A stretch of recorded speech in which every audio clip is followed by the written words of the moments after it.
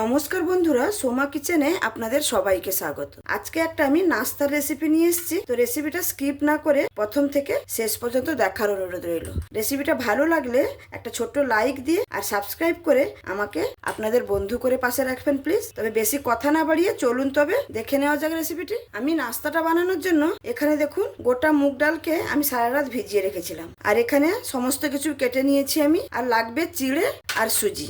এইগুলো দিয়েই আমি আজকে নাস্তাটা বানাবো। নাস্তাটা আজকে কিন্তু খুবই হেলদি হতে চলেছে। স্কিপ না করে প্রথম থেকে শেষ পর্যন্ত দেখতে থাকুন। আমি এখানে একটা মিক্সারের জার নিয়েছি। এই জারের মধ্যে আমি মুগ ডালগুলো দিয়ে দেবো। এখানে প্রায় ধরুন আমি যতগুলো মুগ ভিজে ততগুলো কিন্তু ব্যবহার করব না। বড় বাটির 1 বাটি মতো এখানে মুগ ডাল নিয়েছি। তার সঙ্গে আমি এখানে দিয়ে দেবো চিড়ে। চিড়ে আপনারা যে কোনো চিড়ে নিতে পারেন। আমি এখানে একদম পাতলা চিড়েটা নিয়েছি। এটাকে জল ছাড়া এরকম অবস্থায় পেস্ট করে আনবো। আমি মুগ ডাল আর চিড়েটাকে ভালো করে পেস্ট করে নিয়েছি। দেখুন মুগ ডাল আর চিড়ের পেস্টটাকে আমি একটা বাউলের মধ্যে বের করে নেব। এখানে কিন্তু আমি কোনো জল ব্যবহার করিনি, কারণ মুগ ডালটা সারা রাত যেহেতু ভিজানো ছিল ওর মধ্যে অনেকটা পরিমাণ জল ছিল। সেই জলেই কিন্তু বাটা হয়ে গেল। তার সঙ্গে এখানে দেব 1/2 বাটি পরিমাণে সুজি।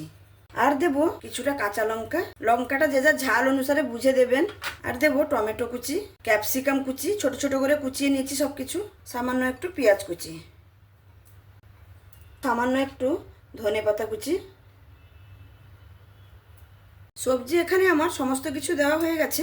এবার আমি পরিমাণ মতন মশলা দিয়ে দেবো। সামান্য পরিমাণে লবণ স্বাদ মতন, আর সামান্য একটু হলুদ, জিরে গুঁড়ো। এখানে আপনারা চাইলে গোটা জিরেও ব্যবহার করতে পারেন। আরও একটু ফ্লেভারটাকে বাড়ানোর জন্য এখানে একটু চাট মশলা দেবো। দিয়ে ভালো করে সবকিছু মিক্স করে নেব। প্রথমে আমি সবগুলো একসঙ্গে মিক্স করে নেব, তারপরে আমি জলটা ব্যবহার করব। এবার অল্প অল্প করে জল দিয়ে আমি ব্যাটারটাকে মাখাতে থাকবো। একসঙ্গে বেশি জল ঢেলে দিলে কিন্তু ব্যাটারটা পাতলা হয়ে গেলে নাস্তাটা কিন্তু খারাপ হয়ে যাবে। সামান্য একটু জল দিয়ে ভালো করে ব্যাটারটাকে মাখিয়ে নিয়েছি। আবারও একটু জল দেবো।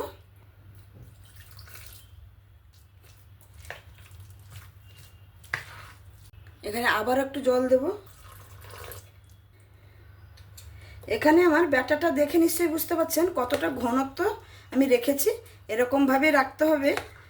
আর যেহেতু এখানে সুজি আছে, সুজিটা কিন্তু জলটা টেনে নেবে, সেই জন্য জলের পরিমাণটা বুঝে এখানে প্রথমটা দিতে হবে। সব কিছু এখানে ভালোভাবে মিক্স করে নিয়েছি। এবার এখানে আমি একটা ঢাকনা দিয়ে 10 থেকে 15 মিনিট রেখে দেবো। এটা রেখে দিলে কি হবে, সুজিটা যে আছে সুজিটা অনেকটাই ফুলে উঠবে। যতক্ষণ আমার এখানে ব্যাটারটা রেস্টে আছে ততক্ষণে আমি এখানে একটা স্টাফিং বানিয়ে নেব। স্টাফিংটা বানানোর জন্য দেখুন এখানে পেঁয়াজ একটু নিয়েছি, তার সঙ্গে দিয়ে দেবো টমেটো, ক্যাপসিকাম, ধনেপাতা আর কাঁচা লঙ্কা, বিট লবণ প্রায় এখানে 1/2 চামচের মতন দিয়েছি, বিট লবণ, চাট মশলা দিয়ে ভালো করে এটাকে মাখিয়ে নেব। এটাও আমার মাখানো হয়ে গেল। এটাকেও আমি সাইডে রেখে দেবো। তারপরে আমি নাস্তাটা বানানোর কাছে চলে যাব। এখানে আমার 15 মিনিট হয়ে গেছে। এবার আমি ঢাকনাটা সরিয়ে দেখে নেব। দেখুন সুজি একদম ফুলে কিন্তু বড় বড় হয়ে গেছে। আমি ভালো করে আরেকবার নাড়িয়ে নেব। ভালো করে আমি মিক্স করে নিয়েছি। আর নাস্তাটা বানানোর আগে আমি এখানে সামান্য একটু খাবার সোডা দেব। দেখুন একদম সামান্য একটু খাবার সোডা দিলাম। দিয়ে ভালো করে এই খাবার সোডাটা কিন্তু যখনই বানাতে যাবেন তখনই কিন্তু ব্যবহার করবেন, তা আগে থেকে ব্যবহার করবেন না। দিয়ে ভালো করে মিক্স করে নিয়েছি। এবার আমি রান্নার কাছে চলে যাব। নাস্তাটা বানিয়ে নেওয়ার জন্য আমি এখানে গ্যাসটা জ্বালিয়ে একটা প্যান বসিয়ে নিয়েছি। স্টিলের প্যান নিয়েছি। আপনারা চাইলে ননস্টিকের প্যানও ব্যবহার করতে পারেন। ননস্টিকের প্যান ব্যবহার করলেও খুব ভালো হবে। এখানে একটু পরিমাণ মতন তেল দিয়ে দিচ্ছি। দিয়ে ভালো করে একটু চারিদিকে লাগিয়ে নিলাম। তেলটাকে হালকা একটু গরম হতে দেব। গরম হয়ে গেছে। ব্যাটারটা এখানে দিয়ে দেব।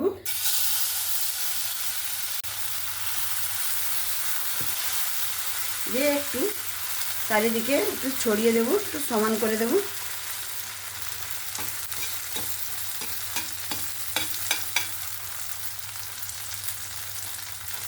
বেশি পাতলা করব না, একটু মোটা মোটাই করে করব।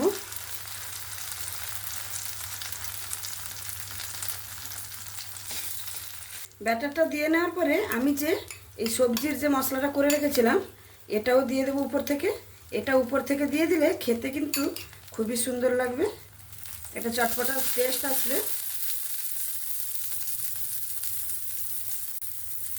ধীরে আমি এরকম চামচের সাহায্যে একটু দাবিয়ে দেব।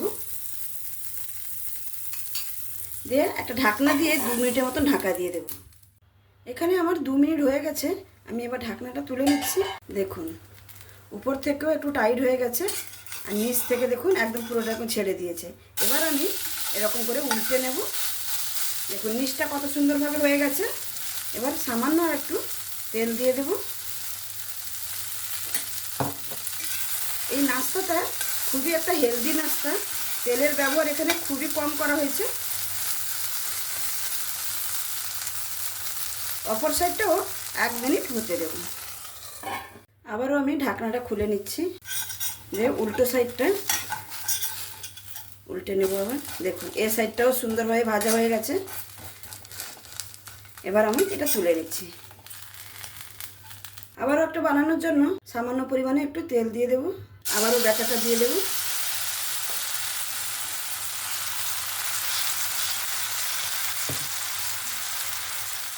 এর উপর থেকে এই সবজি মিক্সটা আমি দিয়ে দেব। দিয়ে আবারও ঢাকা দিয়ে দেবো 2 মিনিটের জন্য। এবার ঢাকনাটা খুলে নিচ্ছি। দেখুন উপরটাও শক্ত হয়ে গেছে আর নিচটাও। এবার আমি উল্টে নেব। আবারও 1 মিনিটের মতো ঢাকা দিয়ে দেবো। ঢাকনাটা খুলে নেব।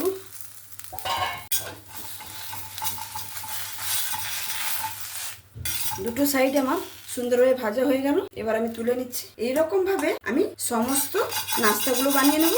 এখানে আমার সমস্ত নাস্তাগুলো রেডি হয়ে গেল। আমি এটা তুলে নিচ্ছি, পরিবেশন করে আপনাদের কাছে দেখাচ্ছি। তাহলে বন্ধুরা আপনারা দেখলেন রেসিপিটা কেমন করে বানালাম। আশা করি আপনাদের সবার খুবই ভালো লেগেছে। একবার আপনারা আমার মতো করে এই রেসিপিটি বাড়িতে বানিয়ে দেখতে পারেন, আশা করি খুবই ভালো লাগবে।